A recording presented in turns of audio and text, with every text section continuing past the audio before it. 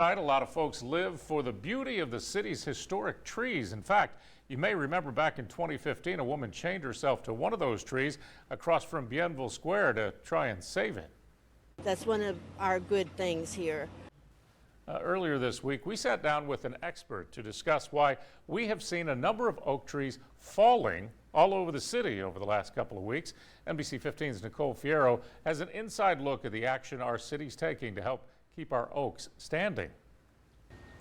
There's different layers in determining whether these pieces of Mobile history are safe enough to stay up, and that's involving a lot of tools and technology.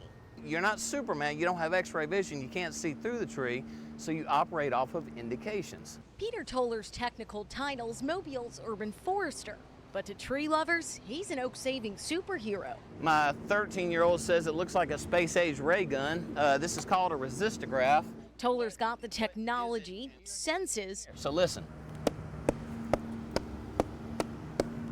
It's the same sound all the way around, so again, no concern. And expertise to look beyond the surface and uncover risk for our live oaks and the people living in the city of trees. Pedestrians, cars, people, property is what you have to take into consideration on something like that. This branch was in pretty bad signs of failure onto the area out here, so we had to rope it off to limit pedestrian traffic. We then removed the branch, and therefore the risk has been lowered. We went through Toller's risk assessment, starting with the rubber mallet sound check. This cavity right here, it looks bad on the surface. We sounded it, heard some different tones here and there. Then you break out the resistograph and you take measurements to see that there is sound wood throughout the tree.